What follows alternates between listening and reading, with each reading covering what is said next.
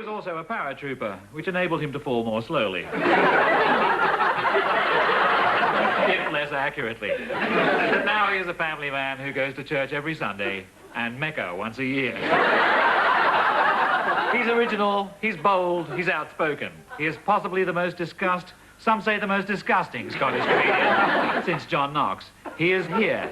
He is Billy Connolly.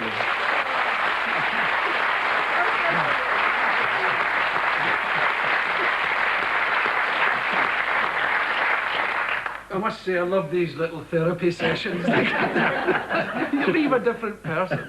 Just to put you at your ease. Do you, or have you at any time, watch or watched David's nature films? Oh, yeah, for many, many years. Since, oh, really? I mean, since way back, away in the Bali one, and the Komodo dragon, and all that. And I was totally obsessed by that kind of programme when I was younger. The natural programmes and the Grove family. You know, remember the Grove family? Well, and I used to love it, especially the Komodo dragon one, up a tree filming this thing. But there was also Armand and Michaela Dennis, wasn't there? And Hans and Lottie Haas. And Per Host, was that his name? That's right. Was he the woodpecker person? No, that was Heinz Seelman. Heinz Seelman with the woodpeckers. There's all these extraordinary people, and they were kind of naive in a way, weren't they? Let's say they were always jumping up and down with the Maasai, having a jolly time, you know. Michaela Dennis didn't know she breast, you see, so she jumped up. So these people leaping up, and we were sitting in Glasgow going, terrific, you know. And it was weird to be sitting in Glasgow watching these, but I always loved every second of it. I did anything about the Villas-Boas brothers, and I used to go into work or into school and talk about it. People thought I was off my head. Jacques Cousteau, anything. I used to love it. What was your favourite animal on David's programmes? My favourite animal on David's was the Komodo dragon, but my favourite animal in the world is an Australian animal called a hairy-nosed wombat. I think, and I heard the name first, and then I sought out the animal. And it's brilliant. It's like a big mouse. It's just a big, hairy, happy mouse. And, you know, it's just like a huge, big mouse, and it sort of digs holes. And I met a guy in Australia who said, oh, we used to have one. He said, they're awful. He said. And he told me why it was awful. I thought it endeared me to the animal forever. He said that they dig holes in your garden. He said, and that's okay. It'll dig under the fence to get into the next garden. He said, but it won't come back through the same hole. It has to dig another one. And I thought, that'll do me. That sounds like me, you know. David, my favourite moment in all your programmes was when you were deep in a cave in Borneo. And there was a mound of bat excrement. Oh, I remember that. It was a 60-foot-high conical mound of bat excrement, and you were standing in it up to the waist with cockroaches crawling all over you. Yes. And you looked as happy as the queen at the races. And I want to ask you, I always want to ask you, is there any animal that disgusts you? Yeah, I don't care for rats, I have to say. I've had rats run over my face while I'm sleeping, and I think that can be avoided. So have I.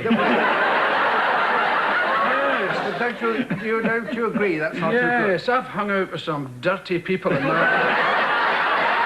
I know, you must have been to the same parties as me. I remember you. You weren't that long-haired girl. Oh, I was the hairy-nosed wombat. You must have been to the party. Just a plan of ours to bring you back together. Become Cilla Black. Do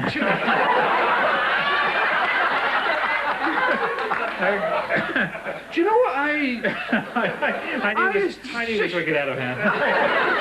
I used to like, of course I loved those nature programmes on television, and still do, love it, and especially envy the way you travel. In your series, you could be in the middle of the Congo and say, but in the Grand Canyon, shoo. That is my dream, you see.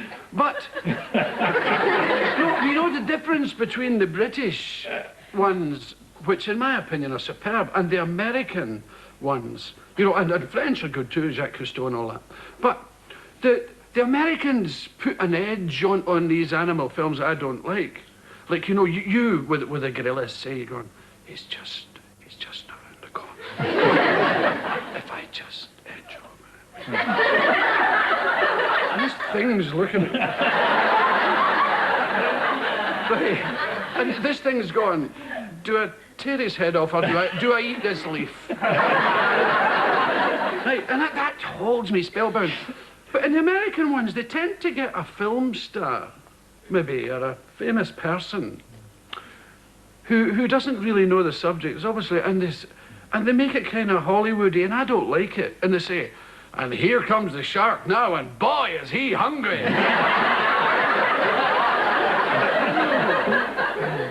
I don't like that, you know. Yeah. You're just back from Australia, and you've been around the world too, eh? Australia, New Zealand. Yes. Does travel broaden your mind? Nope. It does many things. It itches the crutch. Do you find this? It itches the crutch. My crutch gets unbearably itchy. And because I travel in airplanes and all that, get all sweaty, and it's the only part of the body that sweats on a plane. Isn't it extraordinary? Do you find that? it goes to town. It makes up for all the other. And there's something intriguing about being over an ocean you've never been over before, or many times you've never seen it. You know. And there's a woman you never met before telling you how to put on a life jacket over your head. And you know she's talking about the moment before you're going to die, right? What she's describing is this tons of metal heading for this ocean. And in the unlikely event that you get out, you're going to have to be wearing this thing. And she says, put it over your head, and then take the tapes and pass them twice round your body and tie a double bow. And you're thinking, this thing's going, and all the engines are in fire. And you're saying, now, how do you do a double bow?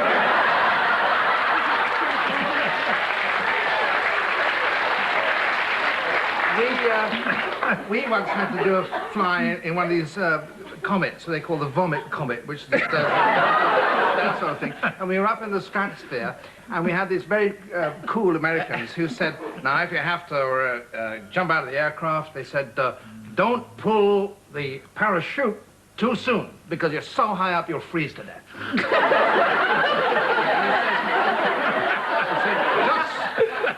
Just wait and count to 60.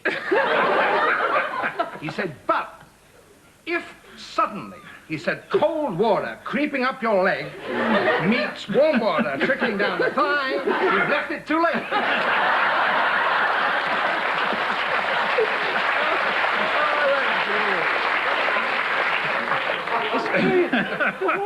See, that's all what travelling is to me. It's a moment of insanity between your own house and somebody else's house. These people telling you terribly unlikely things.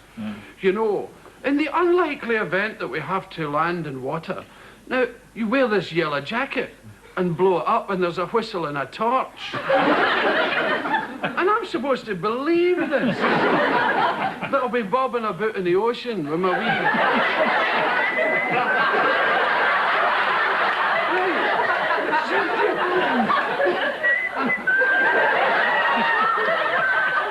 You see, well, I hope I meet my luggage. I'm freezing. And then she go. In the distance you hear.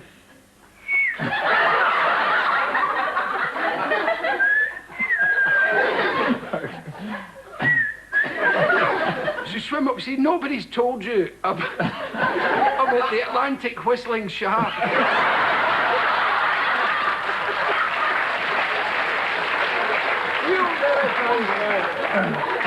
Oh, it was brilliant.